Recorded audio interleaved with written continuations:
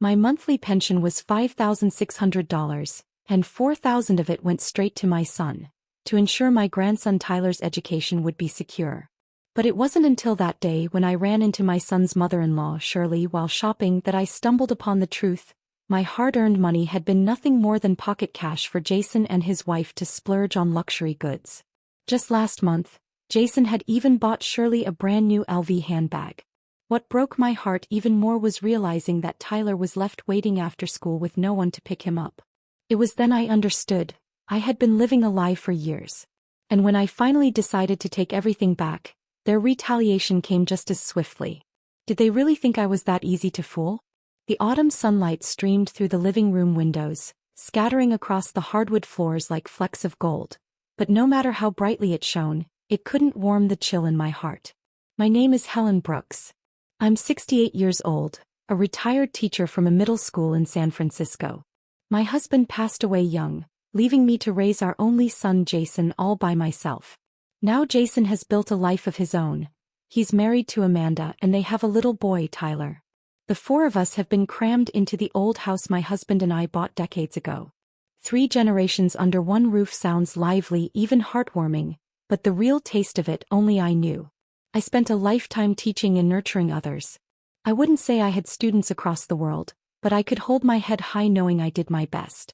After retirement, my pension gave me a modest but comfortable living in this expensive Bay Area city. Watching Jason hustle day in and day out as an engineer, and Amanda quitting her job supposedly to focus on raising Tyler, my heart softened.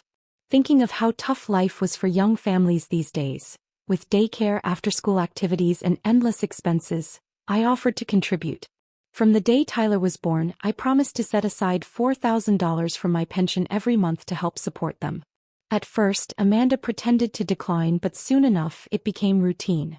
Every time I handed her an envelope of cash, she'd beam at me and say, "Helen, you really ought to treat yourself better. Stop worrying about us so much." Her smile was as sweet as honey, but her eyes were shallow like sunlight skimming over water, never warm enough to touch the heart. Over time I began to see it more clearly. Amanda was never rude to me. She was polite, even attentive in public. She'd serve me food at the dinner table and brag to the neighbors about what a thoughtful mother-in-law she had. But it was all surface, like a porcelain glaze, shiny and flawless but fragile underneath. One tap and it would shatter. She never asked about my health. She never really talked to me about anything that mattered. Even when I was visibly down, she would offer a token word or two and move on. It was as if there was a sheet of glass between us, transparent but impenetrable. I wasn't blind to the distance. The orchid on my balcony bloomed each spring with a little care, offering its fragrance in return. Yet all my love and sacrifices yielded nothing but cold, calculated performances. Sometimes at night I sat by the window staring at the distant city lights, a heavy, damp sadness pressing against my chest. I kept telling myself I was overthinking it. Young people had their own lives. As long as Jason was doing well, as long as Tyler was happy and healthy, what did it matter if I was a little lonely? Blood doesn't automatically translate into love, I often reminded myself silently. No matter how much I give, it may never be enough to forge real closeness. And so, I swallowed the hurt, the helplessness, the sighs, choking them all down until they became part of me. The days passed, colorless and slow. My entire life seemed to revolve around Tyler. He was a bright, lively little boy, the apple of my eye. Ever since he started preschool, it fell to me to handle pickups and drop-offs. Amanda was busy with housework, Jason was drowning in work, and household chores they said were just too much. Fine. Picking Tyler up every day, watching him race toward me with his tiny backpack, throwing himself into my arms, calling out "Grandma," in that sweet high-pitched voice, that alone made everything worth it. Every afternoon at 3 o'clock, rain or shine, I stood at the school gate, waiting. And when Tyler hugged my legs and laughed, every frustration and worry melted away. His tuition, his after-school classes, his clothes, his toys, I paid for nearly everything. Amanda would often sigh dramatically, painting a picture of endless financial strain. "Mom," she'd say, frowning, "Tyler's piano classes are due again. And his art teacher said he needs new paints." Without hesitation I would pull out my checkbook. "Don't worry about it. We can't cut corners on his education. If you need more, just ask." All I cared about was giving Tyler the best shot at a bright future. I felt for Jason. Shouldering a whole family's burdens was no easy task. And I felt even more for Tyler, hoping he could rise higher than any of us ever had. Taking care of them became my purpose, my pride. Sure, sometimes seeing Amanda treat herself to new clothes or fancy cosmetics with the money I gave her stung a little. But I reason with myself. If pampering herself made her happy, maybe the whole household would be a bit more cheerful too. A grandparent's love is pure giving. But when the younger generation starts expecting it as a right, that love turns sour. I often thought with a bitter smile, quietly bracing myself for more. I believed that as long as I kept giving, kept sacrificing, I could hold this family together and shield Tyler with love. I couldn't have been more wrong. It all shattered one ordinary weekend. The sun was bright that morning.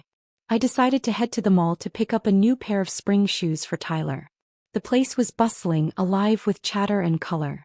I was browsing the children's section when a sharp, familiar voice caught my ear, half laughing, half boasting. I turned and spotted Shirley Davis, Amanda's mother, holding court at a lounge area nearby. She was decked out in a flashy dress, a heavy gold necklace glittering around her neck, a stark contrast to my plain outfit. Oblivious to my presence, she kept on, her voice carrying clearly. "Lily, you won't believe it. My Amanda hit the jackpot. Her mother-in-law's a total fool, set in her ways, easy to trick. She hands them $4,000 every month, says it's for the kids' schooling. Who buys that?" Each word hit me like a shard of ice, freezing me in place. And that $4,000? They blow it however they want. Last month Jason got me an LV purse. This month Amanda's eyeing a mink vest. I told her, "Girl, you gotta enjoy yourself. What's the old lady gonna do? Take it to her grave." Shirley burst out laughing, loud and crude, a laugh so full of scorn it felt like knives digging into my chest. An LV purse? A mink vest? $4,000. Just disposable income to flaunt around? All this time I had scrimped and saved, stressing over every dollar, thinking I was investing in Tyler's future. Meanwhile, to them I was just a gullible cash cow. My ears rang. My head spun. Shame, rage, heartbreak, all coiled inside me like venomous snakes, squeezing the breath from my lungs. I stumbled backward, clutching a tiny shoe in my hand as if it were the only thing keeping me upright. So that's what I am to them. An easy mark. A fool. The realization cut deep, each thought a jagged blade slowly carving me apart from the inside. I don't even remember how I made it out of the mall. My legs were weak, the world blindingly bright and yet unbearably cold. Shirley's bright red lips and triumphant grin haunted my mind, her words echoing over and over, each repetition another slow, merciless wound. Back home, I locked the door behind me and collapsed into a chair, too numb to move for a long time. Years of hard work and devotion had been repaid with betrayal and mockery. The mirror reflected a face carved with the deep lines of time, and somehow, the wrinkles seemed even more pronounced tonight. I had spent my life teaching, living with integrity, never wronging anyone. Yet in the end it was my own family who turned me into a joke. I couldn't let it end like this. As I slowly calmed down, I told myself I had to stay rational. I needed to uncover the full truth, and gather irrefutable proof. I pretended nothing had happened. I cooked, cleaned, and kept a gentle smile on my face, but inside I was building a fortress. My eyes sharpened, turning cold and watchful like a hawk circling its prey. I started observing Amanda carefully. And sure enough, she was constantly glued to her phone lately, smirking at the screen. Delivery boxes piled up at the front door, one after another. When I opened those fancy packages, it was always the same: luxury skincare products, expensive clothes, designer handbags. That shiny LV bag she carried nearly every day, the finely tailored cashmere sweater. It was obvious these weren't purchases a typical middle-class family could afford on a whim. In the past, I would have naively comforted myself, thinking maybe Jason had bought her a gift out of love, or perhaps Amanda had saved up for months to treat herself. But after hearing Shirley's words, every indulgence Amanda flaunted now burned my eyes, stinging with cruel irony. She was spending recklessly, shamelessly, without a hint of the financial strain she always whined about. Whatever shred of hope I had left crumbled to dust. Rage grew wild inside me, threatening to tear me apart. But I clenched my teeth and forced myself to stay calm. No sudden moves, no tipping them off. I would get undeniable evidence. I would drag everything into the light where no lies could hide. Old doesn't mean stupid, I thought coldly. It just means we've been too patient, too willing to preserve the peace. But if you've decided to tear off the mask first, I told myself, my heart hardening, then don't blame this old lady for fighting back without mercy. When I thought about Tyler, a new wave of anger surged inside me. Amanda always claimed she stayed home to care for him, but Shirley's words painted a very different picture. Picking Tyler up, paying for his tuition, it had all been on me. So what exactly was Amanda doing every day? Where, besides luxury goods, was the $4,000 I handed over each month really going? And most important of all, did she even truly care about Tyler's safety? A thought slowly took root in my mind. I had to see the truth for myself. That evening, I casually told Amanda that I had an appointment the next day and wouldn't be able to pick Tyler up from school. I asked her if she could handle it instead. She agreed quickly without hesitation. The next afternoon, I left an hour earlier than usual without telling anyone, slipping out like a detective. I found a hidden spot near Tyler's school and waited. His class was scheduled to be dismissed at 3 o'clock. As usual, the teacher would bring the children to the school gate for the parents to pick up. Minutes ticked by. The school entrance buzzed with life as kids poured out like little birds escaping a cage, laughing and chattering.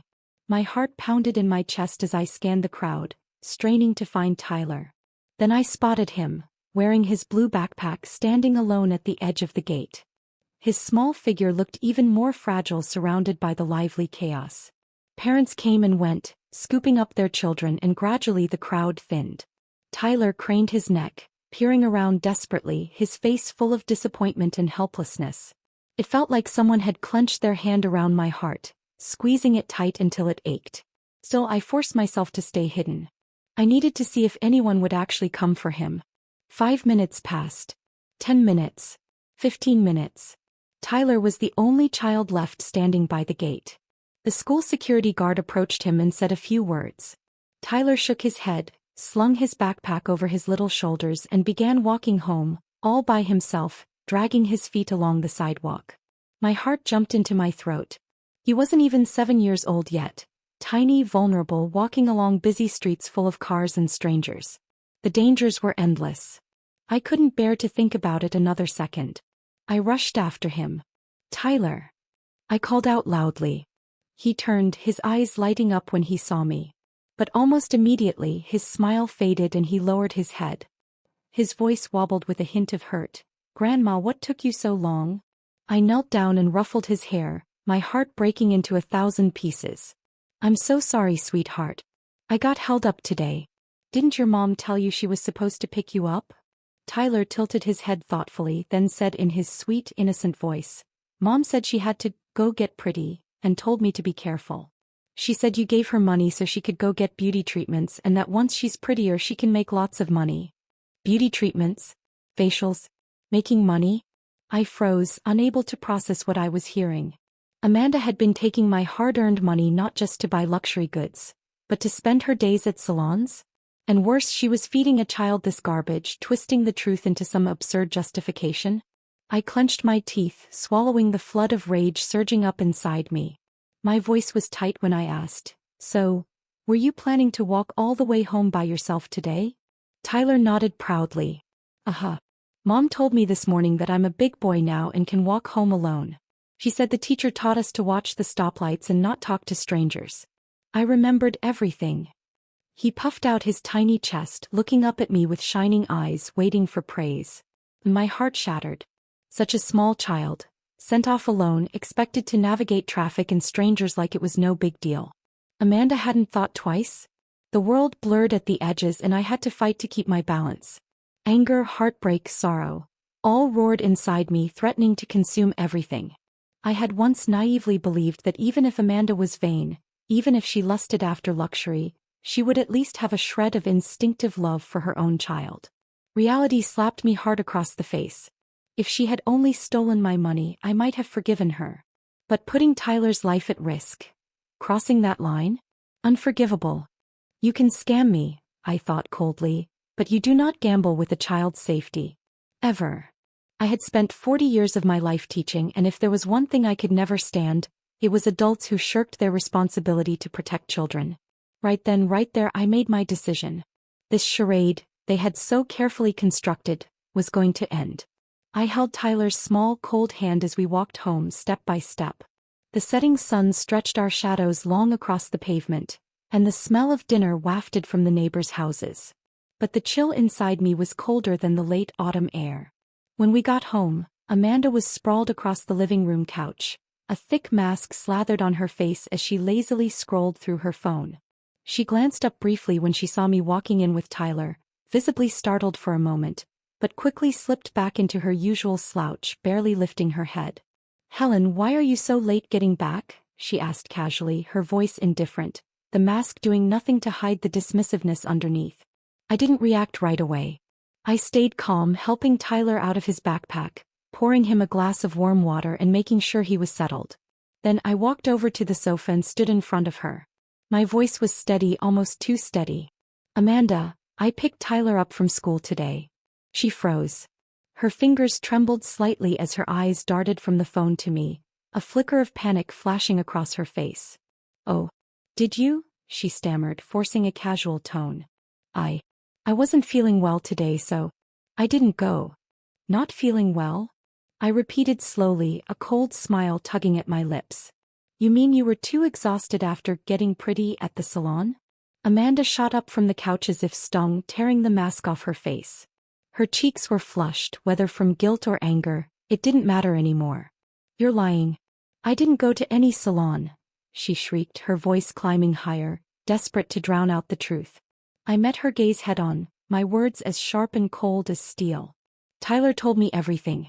He said you go to the beauty salon every day. That today was no different, that you told him to walk home alone because you had to get your treatments." I paused, letting the silence stretch and twist between us, before my voice dropped even lower. "Amanda, you took the money I gave you, money meant for my grandson's future, and used it to pamper yourself. And worse, you abandoned your own child. Tell me, does your conscience not ache even a little?" My accusations sliced straight through the facade she had so carefully built. Her face twisted with rage, the panic gone, replaced by ugly defiance. She leapt toward me like a cornered animal, screeching, "What I do is none of your damn business. You're just a freeloading old hag. You think you can boss me around?" She jabbed her finger in my face, her words dripping with venom. "So what if I spend your money? That's your useless son's fault. If he could actually support his family, you wouldn't even be needed." I stared at her, feeling nothing but deep, exhausted disgust. All those years of patience, of understanding, of silent sacrifice, worthless in her eyes. All my giving had been twisted into some kind of debt I owed her. I drew a deep breath, pushing the rising fury down into a hard, cold place. My voice was iron when I spoke. "Since you see it that way," I said, "then hear this. Starting next month, you won't see a single cent from me." "You always thought I was easy to fool," I thought bitterly. "But at my age I've seen too much. Your little games are laughably small to me." My coldness hit harder than any shouting could have. Amanda stood stunned for a second, then went berserk, charging at me, her voice shattering the air. "What did you just say? No more money?" She flailed her arms wildly, shrieking, "Helen Brooks, if you won't pay, then get the hell out of this house. We're not keeping dead weight here. Get out." I straightened my spine, a deadly calm settling over me. The years of humiliation, the mountain of bitterness, all of it crystallized into one unshakable resolve. I looked her dead in the eye. "Amanda, maybe you forgot," I said, each word slicing like a blade, "but the deed to this house still has my name on it. And my late husband's." I took a slow step closer, my stare cutting into her. "This is my house. You have no right to tell me to leave." It was like a bucket of ice water had been dumped over her. Amanda, who had just been screeching and spitting venom, suddenly shrank back, her bravado collapsing into wide-eyed panic. It had never crossed her mind. This old, soft-hearted woman she thought she could control actually held the true power over everything she took for granted. "You might have forgotten," I thought grimly, "but before you start throwing people out, you better check who really owns the ground you're standing on." Just then the front door creaked open. Jason walked in, looking drained from another long day at work. Amanda's eyes flickered. In a flash, she threw herself into his arms, sobbing theatrically. "Jason, you have to talk to your mother." She's gone crazy. She's cutting us off. She wants to throw me out. How are we supposed to live like this? Jason froze, staring helplessly between the two of us. His brow furrowed so deeply it looked like it might never smooth out again. Mom? What's going on? He asked quietly, his voice low and pleading, desperate to defuse the tension. A coldness spread through me. Seeing the uncertainty in my son's eyes, I bit the inside of my cheek hard, forcing down the scream rising in my throat. Then calmly and clearly I told him everything, the whole ugly truth. How Amanda had taken the money I gave for Tyler's future and wasted it on herself. How she had left our little boy to wander the streets alone. Every detail sharp and unforgiving. I laid it all bare because if there was even a sliver of fairness left in Jason's heart, I needed him to see it. When I finished, he just stood there, silent, rubbing his hands together nervously, his face twisted in agony and defeat. He glanced at me. He glanced at Amanda, whose tearful glare was now laced with thinly veiled threats. Finally, Jason sighed, a sound so broken it barely seemed human. Mom, I know you've done so much for us. I know. His voice cracked. But Amanda, she didn't mean any harm. Maybe she just made a mistake. Could you just let it go this once? He hesitated, then added, almost begging, please, Mom. Keep helping us. For Tyler's sake. For the family. So we can all live in peace. Peace. Was that what he called it? Using my money, my dignity to patch together a family held up by lies and betrayal? I stared at Jason's worn, defeated face, and felt my heart splinter into pieces. Pity for his weakness. Rage at his blindness. Oh, the heartache of a parent, I thought bitterly. I raised a son with my own 2 hands, and failed to teach him how to stand like a man. I closed my eyes, shutting him out, feeling a wave of profound exhaustion swallow me whole.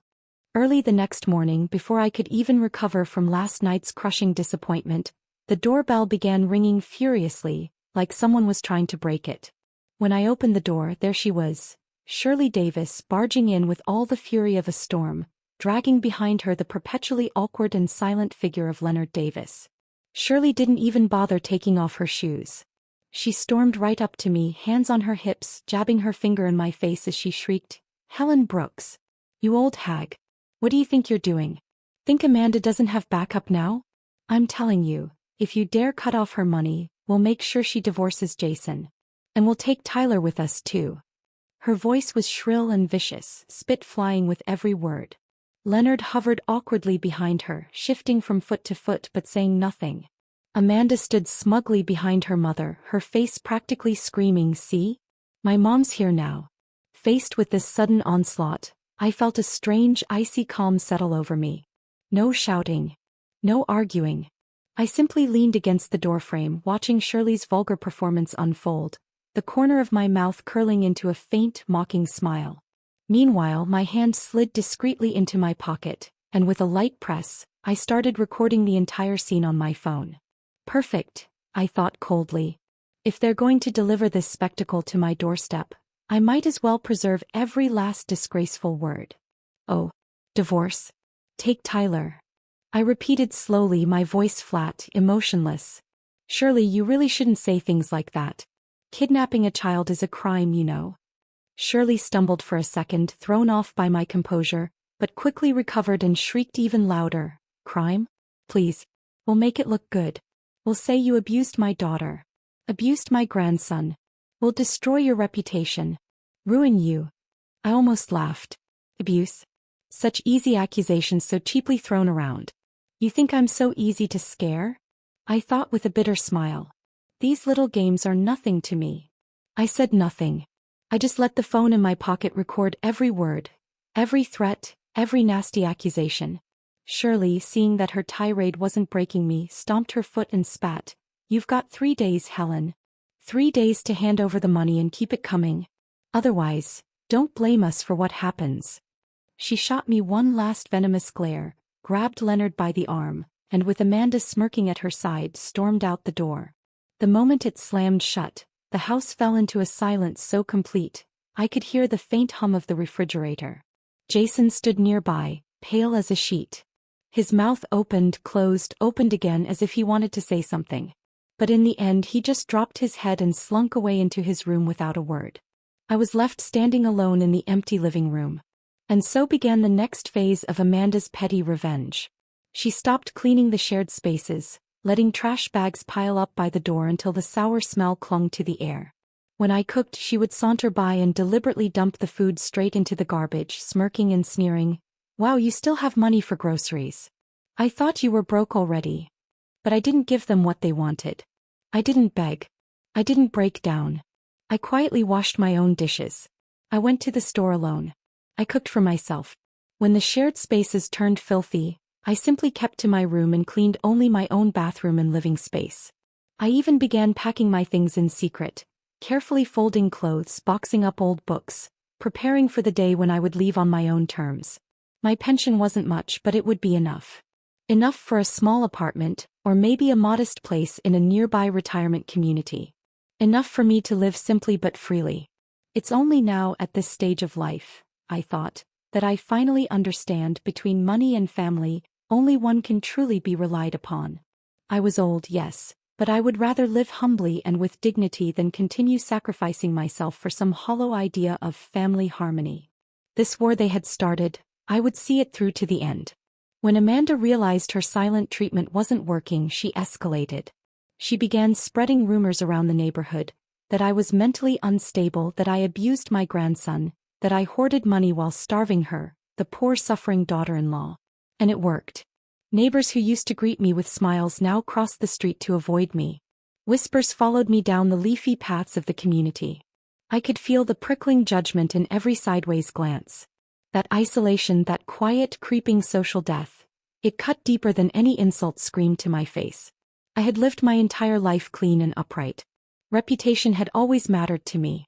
And now, overnight, I had become that woman, the crazy, abusive old woman no one wanted around. Was I hurt? Of course. Was I angry? Of course. But I knew better than to waste my breath crying or explaining to people who had already decided what to believe. I clenched my teeth and forced myself to stay calm. They thought they could wear me down. That they could surround me with whispers, turn the community against me and make me surrender. But they were wrong. I would not give them the satisfaction. I sought out the one former colleague I trusted most, Susan Carter. She was well-connected, sharp, and most importantly, she had an unerring sense for right and wrong. I selectively told her about the situation at home, especially Amanda's mysterious afternoon disappearances, and asked if she could quietly keep an eye out for me. Rumors die in the face of wisdom, I thought coldly. But sadly, wisdom is rare in today's world. Since they chose this path, they'll have to face whatever comes their way. It didn't take long. One evening, as I sat in the living room with a novel open but barely read, Susan appeared at my door with a thick manila folder. She lowered her voice, setting the heavy envelope on my lap. "Helen, I got some things. Brace yourself."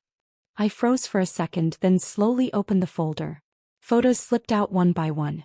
Amanda in the gym's equipment area, leaning far too close to a young trainer, her smile coy and flirtatious. Amanda in a coffee shop, practically draped over the man's shoulder. Amanda, the two of them side by side, walking into a high-end apartment building. My vision darkened. For a moment I forgot how to breathe. My hands trembled as I picked up one of the photos. Felt like something had wrapped around my heart and was squeezing, tight, relentless, unbearable. Amanda. The same woman who cried about doing it all for Tyler, who pleaded poverty and struggle, wasn't just squandering the money I'd scraped together. She was cheating. I clenched my teeth until my jaw ached, my knuckles turning white from the force of it. Fury, humiliation, heartbreak. Each crashed into me like violent waves, drowning me over and over. It was a long time before I could gather the photos into a neat stack and whisper, "Can you get more detailed information? Financial records, gym membership logs." Susan nodded. "Already in progress. I'll get them to you as soon as I can." I closed my eyes, forcing the fury down into the pit of my stomach, and said, my voice low but steely, "Thank you, Susan. This time, I won't back down." I locked myself in my bedroom, breathing deep, willing my heart to slow its frantic hammering. I knew one thing clearly: blind rage would solve nothing. Amanda had shown her teeth. Now it was my turn to show mine. I picked up my phone and dialed the number Susan had given me, a retired attorney named Karen Lewis. When she answered, I laid out the situation in clear, clipped words. Karen's voice was brisk, decisive. Helen, based on what you've described, economic exploitation, child endangerment, evidence of infidelity, you have grounds to fight back. With solid proof, you can push for divorce, property division, even custody of Tyler. My throat felt raw, but my voice was steady. I want them to pay for what they've done. Then keep collecting evidence, Karen instructed. Especially anything related to Tyler's safety from the school. That will be crucial. I nodded even though she couldn't see me. From that day on, outwardly life looked the same. I cooked. I picked Tyler up from school. I smiled. But behind the scenes I was building my case, brick by careful brick. I requested Tyler's school records, documenting every instance he hadn't been picked up on time. I printed out all the bank statements showing my monthly transfers to Jason. I had Susan continue digging into Amanda's gym visits and spending habits. Every document, every photo, every recording. Each was another stone in a wall they wouldn't be able to tear down. I wasn't rushing. I wasn't shouting. I was patient. I was thorough. Because this time when I moved I would make sure Amanda and Shirley, and all their lies, came crashing down. On the surface I was still the gentle, silent old woman. Amanda lounged in the living room, a lollipop dangling from her mouth, lazily scrolling shopping apps while chatting loudly on the phone. Mom, that coat is gorgeous. Anyway, the old hag's cash cow is dried up, so Jason better work harder. Her sneering laugh sliced through the air like a knife. I walked past her with a steaming mug of coffee in my hand, my expression unchanged as if I hadn't heard a word. But in my pocket my fingers pressed gently against the recorder. Opportunities to gather evidence appeared every hour, every moment. I needed it all, not just proof of infidelity but hard, undeniable records of their arrogance, their recklessness, their contempt. The more the better. That afternoon after Amanda left the house, I locked my bedroom door and sat down at my desk, carefully organizing everything I had so far. Intimate photos at the gym, 18 images. Financial records. 4 sheets showing payments for private training and luxury expenses. School-provided late pickup records. 1 certified copy. Voice recordings with Susan detailing Amanda's activities. 2 files. I even added 1 more. Photographs of the house's shared spaces. Piles of garbage. Clear evidence of Amanda's deliberate neglect and passive aggression. Karen had warned me over the phone. Abuse isn't just physical. Emotional neglect and financial control can be equally powerful in court. I missed nothing. Not this time. This time I would be flawless.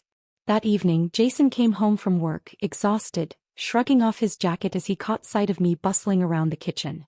His eyes, heavy and conflicted, lingered on me for a moment. Mom, he said hesitantly from the doorway, his voice laced with a trace of guilt. Lately, Amanda's been under a lot of stress.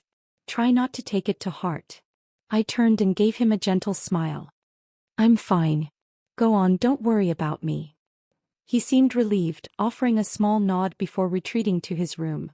I watched his back disappear down the hallway, and my heart twisted with cold, bitter sadness. This boy I had raised with my own 2 hands, he could feel that something was wrong, yet still instinctively he chose to protect the very person who had already wounded him so deeply. But it didn't matter. Soon enough he wouldn't be able to shield her anymore. That weekend I casually suggested to Amanda, Tyler's birthday is coming up.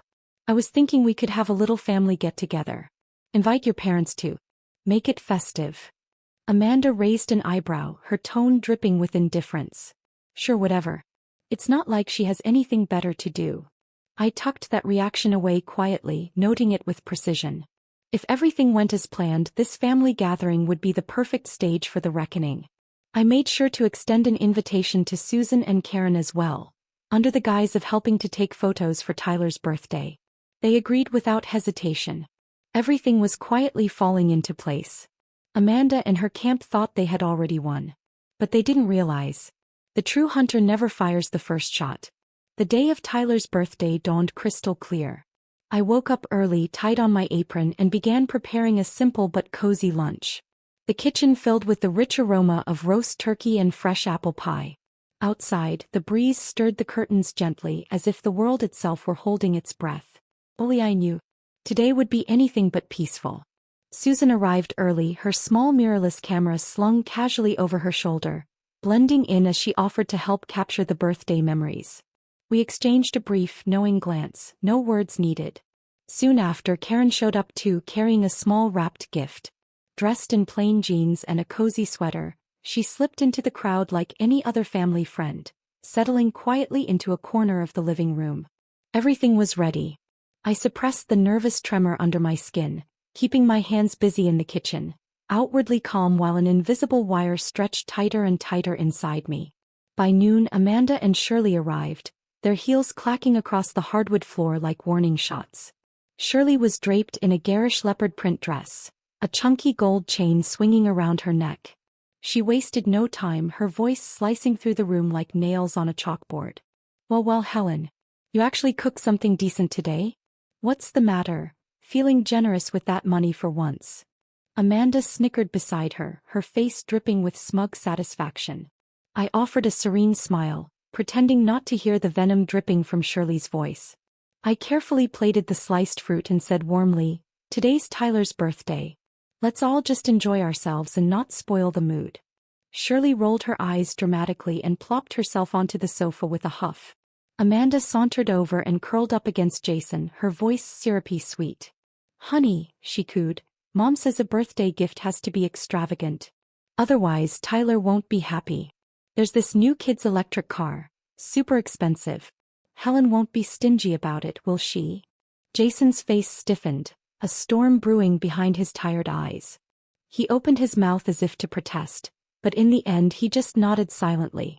From a distance I watched them, the way Amanda clung to him, the way Jason bowed his head, and I felt nothing. Years of sacrifice, years of giving everything for this family, met not with gratitude but with endless, shameless demands. But today they would finally learn what it meant to face real consequences. At the dining table, Susan fiddled casually with her camera, quietly switching it into video mode without drawing attention. In the corner, Karen sat flipping through a paperback novel, her expression calm, her gaze discreetly sweeping the room. On the surface, the atmosphere was lively and cheerful. Underneath, tension crackled like static in the air. Tyler came bounding over, throwing his little arms around my waist. His upturned face beamed with joy. "Grandma, I get to make 3 wishes today." I bent down, kissed his soft forehead and whispered warmly, "Go ahead, sweetheart. Just make sure you wish for what's truly important." As for me, I had only one wish left. To end all the lies and reclaim the life that was rightfully mine. The dishes were brought to the table one by one. Everyone gathered around, plates clattering, conversation buzzing. Shirley, shoveling turkey into her mouth, flashed a fake sugary grin. "Helen," she said with a theatrical chuckle, "looks like our families are tied together now, huh? We should get along nicely, don't you think?" Amanda pressed her lips into a smirk, the contempt flickering in her eyes barely hidden. Jason kept his head down, silently pushing food around his plate. I lifted my glass and smiled pleasantly. "Of course," I said, my voice syrupy smooth. "Family should stick together. Show a little kindness when we can." I paused, letting the words hang in the air, my gaze sweeping slowly across each face. "But sometimes," I continued, my voice cooling, "family also needs a little discipline." Shirley blinked, thrown off. Amanda's smile faltered. Jason shifted uncomfortably. The air grew thick, heavy with something unspoken. And in that suspended moment, I quietly clicked the recorder in my pocket. Susan's camera lens focused and captured it all. "Let's sing the birthday song for Tyler." Shirley clapped her hands, her grin painfully forced. Amanda joined in, tugging Tyler's hand back and forth at the table, her face plastered with a motherly smile. Jason, rigid and awkward, forced himself to smile too, but his eyes kept darting away from mine. I stood at the side, holding my wine glass, watching this cheap pantomime unfold under the warm lights and flickering candles. A perfect family portrait, on the surface. But today the mask would be torn off. After the song, Tyler squeezed his eyes shut and made his wishes, then beamed as I helped him cut the cake and placed the first slice carefully into his little hands. I set down the cake knife. And then quietly I picked up a small box sitting by the table, one they hadn't even noticed yet. "Jason, Amanda, Shirley, I said, my voice light, almost affectionate, as if about to tell a bedtime story. Today, besides celebrating Tyler's birthday, I thought I'd bring a little, special gift for the family. Amanda blinked, smirking. Oh, another surprise. Shirley rolled her eyes, muttering, God, don't start one of your lectures. Just get it over with. Jason lifted his head, a faint flicker of dread crossing his features. I smiled at them all and slowly opened the box, pulling out a neatly stacked pile of printed documents. These, I said gently, are my bank transfer records for the past year. My voice remained even, almost soothing. Every month $4,000, deposited into Amanda's account. Supposedly for Tyler's education. Amanda's smirk stiffened. But she recovered quickly, letting out a derisive little laugh. Mom, you know raising kids isn't cheap. That money barely covers anything. Yeah, Shirley chimed in, her voice full of scorn. What you gave barely scratched the surface. I nodded, still smiling. You're right, I said smoothly. So, I did a little checking. Just to see where it all went. I laid out the second set of documents. Amanda's gym spending, her personal trainer receipts, high-end purchase history. I spread them across the table like a hand of cards. The room froze. Amanda's face drained of color, then flushed bright red in the blink of an eye. Shirley stared dumbly at the papers, her mouth half open, unable to process. I went on, my voice as soft and cutting as a silk thread pulled tight. An elite gym membership. Private one-on-one training sessions. Luxury weekend retreats. Amanda, are these what you call educational expenses for Tyler? Amanda shot up, knocking over her chair, lunging toward the papers. You're making things up. Jason gave me that money. Jason's head jerked up, his face twisted in shock and disbelief. I calmly pulled out the final piece. The photographs. One after another I laid them down. Amanda and the young trainer, cozy at the gym, laughing in cafes, disappearing together into luxury apartments. Susan, standing discreetly to the side, zoomed in, catching every twitch of panic on Amanda's face. Would you like, I said, reaching into my pocket, to hear a little something else? I clicked play on the recorder. Amanda's voice spilled into the room, sickly sweet. Don't worry, baby. That old hag's clueless. She really thinks I'm home babysitting. And then Shirley's unmistakable mocking tone. Milk her dry, honey. Better we spend it now than let some stranger enjoy it when she croaks. Each word sliced deeper than the last. Jason's face turned ghost white.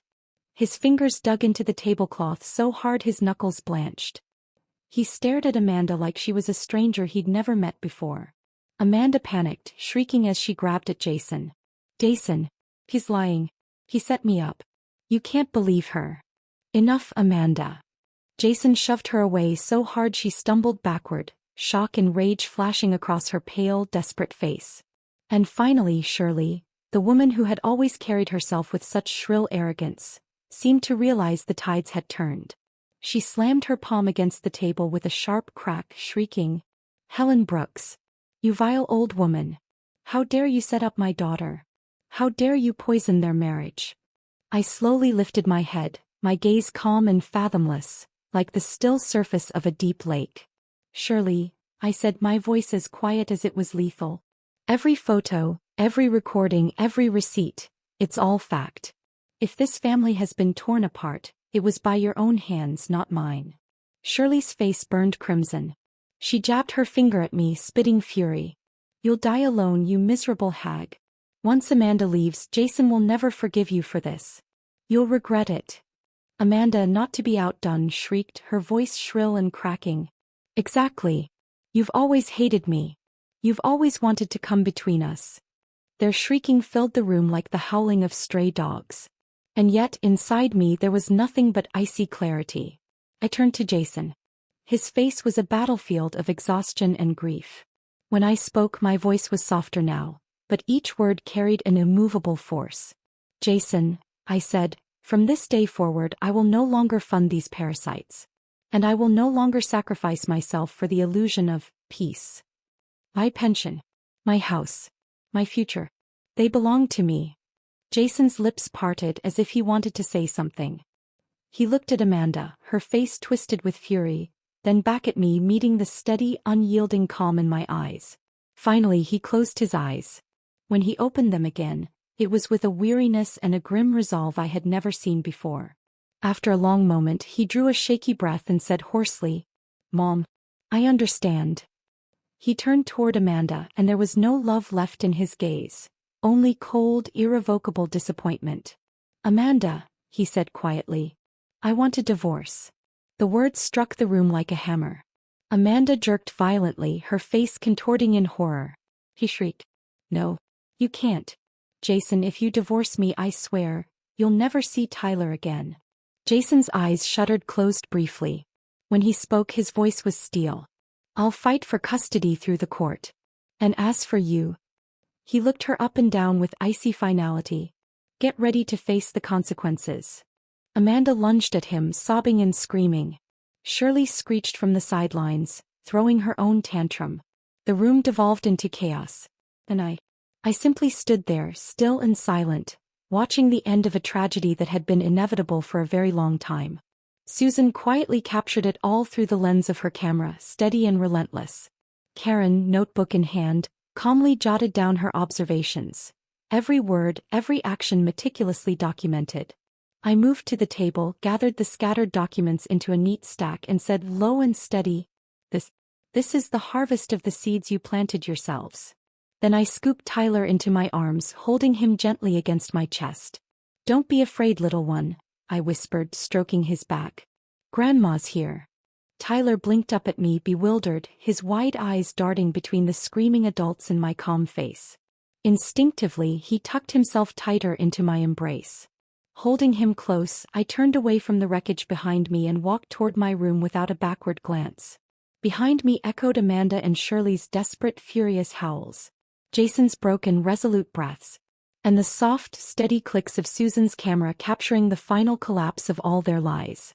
Every mask, every pretense, every carefully painted illusion, shattered into dust in that moment, without mercy, without repair. After the day of reckoning, the tension inside the house stretched taut like a fraying wire, one tug away from snapping. Amanda and Shirley were in full-blown panic.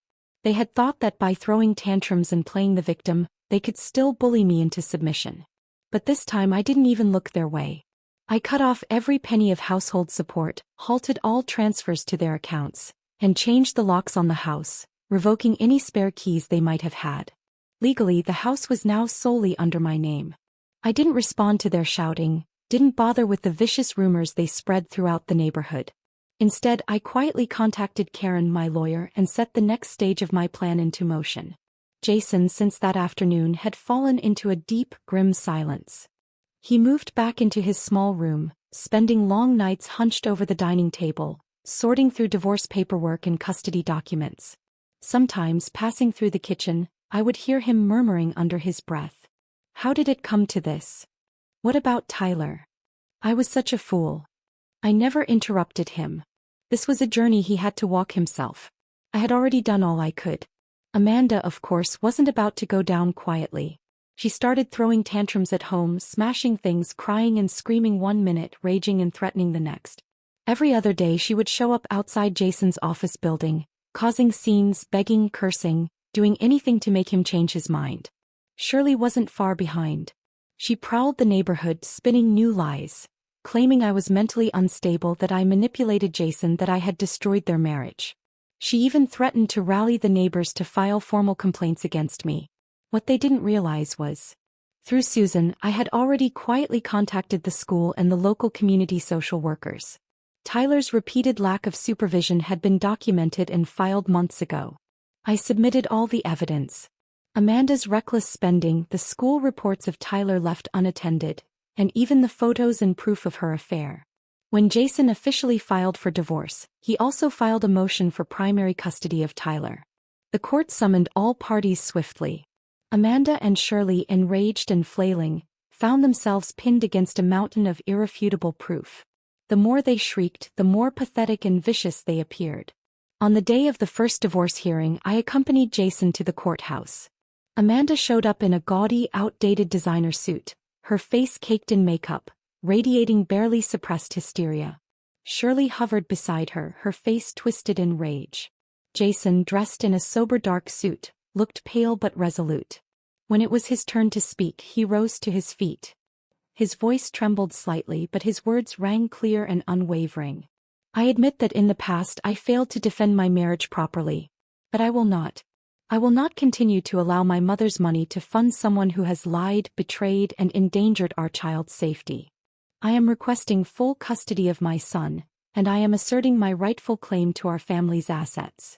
Amanda tried to interrupt, only to be yanked back down by her own lawyer. Her face twisted with fury, her eyes burning with hatred. I sat there, silent, watching the scene unfold with a strange ache in my chest, an ache mingled with profound relief. Jason had finally stood up. On the way home he walked beside me, head bowed. As we approached the front steps he suddenly stopped. "Mom," he said, his voice barely a whisper. I turned to look at him. The autumn sunlight slanted across his face, tracing the sharp lines of exhaustion and new hard-won strength. He looked like a boy again, a boy who had finally broken free of a crushing weight, his eyes shimmering with remorse and raw emotion. He choked out, "All these years, I thought if I just tolerated everything we could stay together as a family, but I was wrong. You taught me something I should have learned a long time ago. Respect doesn't come from surrender." I placed my hand gently on his shoulder, my voice warm and steady. "It's all right, Jason. The moment you face the truth, it's never too late." I tilted my head back and looked up at the sky. Sunlight filtered through the branches of the old oak trees, casting golden nets across the sidewalk. And deep inside me, something that had been wound tight for so long, finally began to loosen, finally began to breathe free. The day the final verdict came down, San Francisco's sky was stunningly clear. I sat quietly in the courtroom gallery, watching as the judge read the decision. Jason was awarded primary custody of Tyler. Amanda, due to infidelity, financial misconduct, and gross negligence, was stripped of direct custodial rights and ordered to pay partial compensation. Helen Brooks, that is, me, was granted full independent ownership and control over the family home. Amanda stood at the defendant's table, her face as pale as paper. She opened her mouth as if to protest, but with the mountain of evidence stacked against her, even her lawyer sat silent, offering no defense. When the gavel struck the bench, Amanda collapsed into her seat, her carefully painted face smearing into a tear-streaked mess. Shirley stomped and shrieked beside her, screaming about appeals, vowing to take it to the media. But no one paid her any attention. Even the women of the neighborhood, the ones she used to manipulate so easily, had turned away from her. Once friendly faces now crossed the street to avoid her. When we returned to the community that afternoon, I saw it for myself. Shirley stood at the entrance, pulling at neighbors, shouting and pleading. "It's her. She ganged up on us. You have to help us." But the neighbors simply offered awkward smiles, quickly pulling away from her grip, walking off without even looking back. I overheard soft whispers as I passed. "Did you hear? Her daughter was caught cheating with a trainer, and stealing from her own family. Who would want to get involved?" Shirley, shaking with rage, exploded into a foul-mouthed tirade, standing there like a mad dog snapped loose from its leash. Me. I simply walked past her. Without a glance. Without a word. As if walking past a puddle of filthy water. Not long after, Amanda received her formal court notice. She was ordered to vacate all property tied to Jason within 15 days, including all furniture, appliances, and accounts purchased with my financial support. She was to leave with nothing. Not a cent. Shirley naturally refused to accept defeat. She scrambled to rally old acquaintances, trying to pull emotional favors, hoping to negotiate some private settlement for Amanda. But I had already locked down every loophole through my lawyer. Play stupid games, win stupid prizes. Now get out. That was Karen's final message attached to the official legal papers. Short, merciless, and devastatingly precise. On the day Amanda moved out, I stood at the window, watching as she struggled with a few battered suitcases, slamming the door behind her with a rage she could no longer disguise. Shirley trailed after her, swearing and sobbing. I stayed at the window, silent. The sunlight fell across my hands, warm and steady. And I knew this long, suffocating nightmare had finally ended. Later that evening, Jason and Tyler came over for dinner. Tyler, grinning, chattered happily about school between bites of roasted chicken wings. Jason ate quietly, occasionally glancing at me, his eyes heavy with guilt and gratitude. Halfway through the meal he set down his knife and fork and said, his voice low and rough, "Mom, thank you." I shook my head and smiled gently. "There's no need to thank me," I said softly. "You found your way out. That courage was yours." Outside, the night unfurled softly, the orange glow of the streetlights casting gentle pools of light along the garden path. I lifted my cup of warm tea and took a slow, steady sip. And in that moment I finally understood. Dignity in old age isn't something given by your children. It isn't bought through patience or sacrifice. Something you reclaim for yourself. Piece by piece, step by step. By standing your ground. By holding your head high. By freeing your heart of every unnecessary burden.